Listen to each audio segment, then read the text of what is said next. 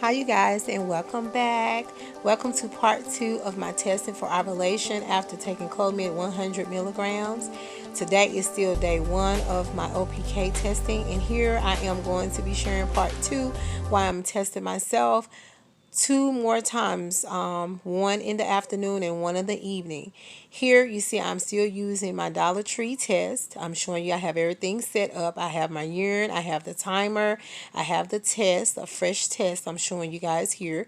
This is my ovulation predictor test from Dollar Tree. It comes with one test in each box. And there's my little doohickey, there's my urine. I'm showing you guys here. That I'm getting ready to test myself. It was around about 1:30ish in the afternoon earlier today, which is still my first day of OPK and after my third round of 100 milligrams of CLOMID or CLOMID citrate. And I'm showing you here I'm about to drop 3 or more. Most of the time I drop more than 3. Sorry for being all over the place. I am recording with one hand and trying to work with the other.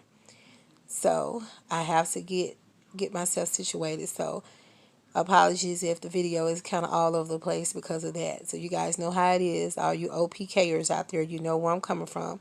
Right here I'm showing you to the best that I possibly can. I'm going to get it right, y'all. Then my husband's going to come in a little later and help me out. I'm trying to show you guys that I've already set the timer.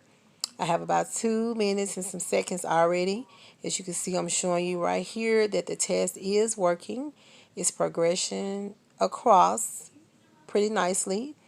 I was trying to get my focus on with this one hand action. So I guess you could say I was practicing at the same time on how I'm going to be doing, because sometimes my husband is going to be unavailable. So right here you guys see that I have 2 minutes and some seconds left. And then over here is my, what it says, I know you can't read it, it's simply saying OPK progression line chart. And then I just drew me some inspiration around on each side. And that's my first test from this morning that I shared with you guys. I'm sharing right here, showing you guys, pointing at the timer. My husband has came in, thank God, and helped me out at this point. So I have both my hands free. But so yeah, I'm waiting on the time. I'm gonna make a mistake too because I had accidentally hit pause and didn't know it. I had paused the timer. It was about 2 seconds behind, but that's okay because I was like 2 or 3 seconds behind starting it when I first put my urination into my test anyway. So therefore, I was about 3 minutes right on the dot. So you're gonna see that I'm gonna stop the timer because I will be going past the 3 minute mark, which is okay if you do, because sometimes waiting 3 to 5 minutes is a plus. It works in your favor, so it's all good. So I was showing that I had a little time left here, and so eventually I'm going to get off of it because right then and there when you see me mash it, I made a mistake and added like 2 or 3 more seconds to it. And then I realized that it was like, well, hold up, I just had 2 seconds and now I have 3. What the world? I mean, it's 2 minutes and now I have 3 minutes. And I realized that it's going to be going back basically too long. So I'm going to have to just go ahead and get ready to share my results with you guys. But right here, I was showing you guys that it was the date that I have over to the right-hand side. And on the left-hand side right there where I was pointing to, I was showing you guys that I wrote down that this morning's test was negative. And I was trying to show you guys I was completely out of focus and didn't know it because my husband was recording for me. And he was trying to explain to me to bring my hand down. But anyway, this is my first test from this morning. That's when I made the mistake and added more time to the timer and didn't know it. But anyway, you guys see I did have 2 lines, but that's still a negative because the test line right there, the test line is not as dark or equal to the darkness of the control line. So I do have a negative first OPK on my first day. Then that's when I realized that I had actually put a little bit more time on the timer. And I was about to stop it and go ahead and show you guys the test because I didn't realize that I had added some time to it. I think that's when I started realizing it right about up in this area right here. So I have to make sure I be careful about that in the future when it blanks out. And I have to clear the time, the screen to see the time. Then I realize, wait a minute, it's taking too long. So somewhere momentarily in here, you're going to see that I'm going to realize that it's taking too long. Okay, see, I realized it finally. Thank God. Okay, so now I was trying to get some of the extra urine out because, like I said, I put 3 or more droplets on mine to make sure that I have enough urine. So immediately, this is my afternoon test, and you guys can see I had a line progression. It was a little bit darker. So I'm feeling hopeful. That's the test line right there on the left that I'm pointing to. Oh, get back in focus. Okay, you see those 2 lines? That's still considered a negative though, because we want those 2 lines to be the same or the test line to be darker. So right here I am lining them up, lining the morning and the one that I just took in the afternoon up right here to show you guys. So there's my test line. You see it's a little darker than it was this morning.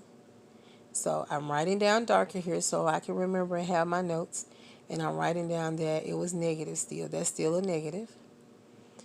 Because what we're looking for in today's date, May the 26th, I'm still writing down the date so I know that I did that. So, and I'm writing my notes, jotting for myself the time that I took the test. That was morning test at the top. Then I'm making notes right here that this is the afternoon test that I just finished taking. So, so I'll make sure when I have everything right there. So what I did off camera as well, which you'll see later on in the other part of this video clip, when I took my 3rd test. So right now I'm just writing down different notes for myself. So it's no need for me to really explain it to you guys. This is just for my personal notes. So when I go back and look at my chart, I'll know what's what. So basically, I'm just writing down that there was an increase. I did see a change in my test. Or whatever. So I'm just writing down positive little inserts saying that it's increasing, the line is increasing, it's getting darker, things of that nature, just little notes for myself because I'm so excited. So again, I'm showing you guys right here the comparison. So you see this morning's test was completely a complete negative. You could almost say that the test that I just did, my afternoon test, was a positive. But it's not. It's a negative because the test line, just like here at the top, I'm showing you that the test line is darker than the one I took this morning, but it's not as dark or darker than my control line. And so for all you, I'm excited right there that it is progressing though, you guys. So I may end up ovulating earlier than the last time. But anyway, all you new testers out there, you just remember that you're going to see 2 lines sometimes. Sometimes you want those lines to be the same or the test line to be darker or as dark as your control line. So you'll always have a dark control line, basically. So, yeah, I'm just showing you guys right here that, yeah, that's what it was. Okay, now, on to my 3rd testing. I did this test about 7:15 this evening. This is my 3rd test for the day. I'm using, again, the ovulation predictor test, one test in the box. It's easy to use. It clear results, over 99% accurate, and they are, and it results in 3 minutes. So you can read the results in 3 minutes. It advises you not to read the results like an hour or so later. So I have my fresh urine. I have my shout out to my husband. Thank you, honey, for helping me in this part of the video. So I have my hands free. So it makes it much easier for me. So I'm tearing the test open. I have my husband's cell phone sitting on there on the side. So it's ready. It's set for the 3 minutes. So I'm going to go ahead and put my droplets of my urine. It's going to do my last test for today. Making sure that the timer is ready and go ahead and setting it. So I just set it. I'm making sure I have enough urine on there. I always make sure so I can see that test is working. So don't be afraid to put your urine on those tests because it's yours and you want to see that line come up. You want to see progression. So you see it starting to, I had enough that time. It's starting to progress. Is working, all right. It's processing, so I'm just going to move my urine because I was on our bed. I want to move my urine out of the way, and we're not going to look at the test anymore until the 3 minutes are up. So while we're waiting on the 3 minutes, I'll just go ahead and give you guys some FYI information. You want to go ahead and use your urine, in my opinion, when it's still fresh and warm after you have urinated, so you won't have urine just sitting around and breaking its properties down. In my opinion, that's just my opinion for FYI. I think that it's better. You know, if you use it as concentrated as it can possibly be, especially if you're not using morning urine, it's not going to be as concentrated as your morning urine. But you want it to use it. You don't want it sitting around. So, yeah, so I decided to go ahead and test myself 3 times today, especially since I was seeing a really nice progression on my line since this morning. You know, that's just amazing. So again, while we're waiting on these 3 minutes to pass, I'll just share this with you guys. Also, for information for my OPK testing, I've noticed, like I said, on this protocol that because I've taken CLOMID or CLOMID citrate before, so it's most definitely has started its chain reaction in my body. This is my 3rd month, and this is my 2nd time taking 100 milligrams of CLOMID or CLOMID citrate. So therefore, it's most definitely been doing its job. So it's a possibility that I may end up ovulating a lot earlier rather than later this particular month because of the protocol that I have been on and the fact that I have been on the medication for quite some time now. And so that's basically what we've been looking for, and that's a good place to be. So I feel very adamant to say that I know that I'm right around the corner. Plus, also, I've been cramping a little bit since yesterday, too. I meant to mention that earlier. I've been cramping, and I know that it's coming from the CLOMID, and I know it's coming from ovulation getting closer and closer. So according to the predictor, I should be ovulating basically in a good fertile window by the end of the week. I should be getting ready to go into my ovulation window, pretty much my fertile window, and I may already pretty much be pretty fertile now. And then also next week is supposed to be I'll be reaching the 10-day mark of from taking my last CLOMID pill. On June the 1st will be my 10th day. I mean, June the 4th will be my 10th day. And so, yeah, I'll be close to ovulation, if not already, getting ready to do it. So anyways, getting ready to be 3 minutes up, and I'm getting ready to share with you guys the results. Okay. That's it. It's time to look at the test. Let's see if my 7:15 in the evening p.m. test is any different than my morning or my afternoon test. And you guys know I have to get in focus, y'all know, so bear with me. I have to get it straight. And I was trying to give you guys the best lighting as possible. I had not looked at it until I seen it with you guys right here when I was showing it to you guys. I was trying to get the best lighting as possible. I was trying to line up the other 2 tests so we can compare. Just trying to line them up so we can compare. So I was trying to get it there. So my husband's trying to get the best focus and the best lighting as possible, you guys. You know, lighting is something. So I was trying to get the best focus I could so you guys could see. So he turned on the light of the camera. So let's see. So right here, that's my first test from this morning. And then you see that's my second test, which was darker, but still was a negative. And my third test that I just taken, so I'm pointing here trying to show you guys.